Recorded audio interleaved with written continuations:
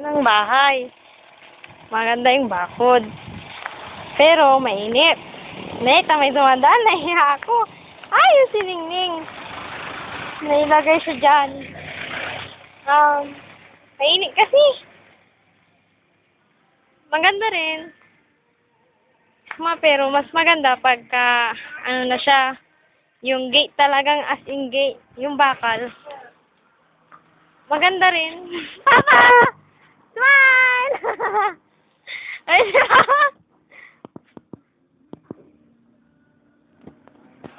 pa, maganda ba? Malamig? Fortune!